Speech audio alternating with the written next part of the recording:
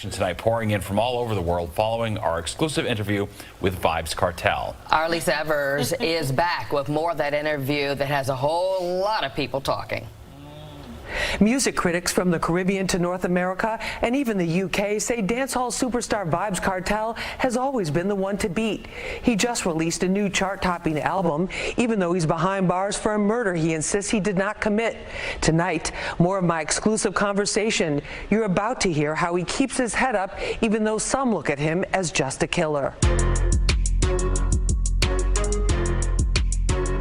Because I know they want to destroy me. And if you know, Lisa, that somebody wants to destroy you, that's where they're going to get their pleasure from. Now, you have to be on top of your game. You have to constantly be proving them wrong. So I think the haters are as much an influence to me in prison as the fans are. That's kind of how I stay strong, and for my kids and my mother. Me kill that longer than me night. Tell me where you like, you want me try. In 2009, a couple of years before he was incarcerated, VybzKartel's hit song Rompin' Shop with dancehall superstar Spice hit the top of the Billboard charts and crossed international borders, catapulting both artists to a new level of fame. Its success brought hundreds of thousands of dancehall lovers from around the world to Kartel's growing fan base called Gaza Nation. In their eyes, he's the king, period. How do you decide who's king of the dance hall? In dancehall, it's the influence that you have, the dominance that you have, the power that you have to be able to put people on, to destroy people if it's necessary, musically. That's what the king is. Kartel's latest album reached #1 on the Amazon music charts even before its official release date. It's streaming in top slots across all platforms like iTunes.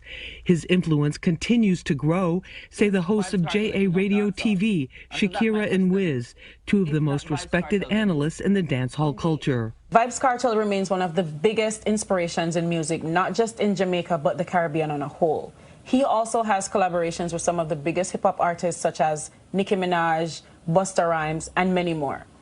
VybzKartel has been dominating the genre of dancehall for over 2 decades. And to this date, there's no sign of slowing down. It's so incredible to me that you stay so positive behind bars. Have you always had that attitude of being grateful, no matter what the circumstances? When I was growing up, I didn't know I was going to be rich. I grew up in the 80s. I thought rich people were rich, poor people were poor. That was it. It couldn't change. So I have to count my blessings to see that it can really change, you know? And a lot of people have that mindset too, thinking they're nothing or they're nobody. That's a terrible mindset to have. So me beating that mindset, getting the opportunities that I got, I have to be grateful.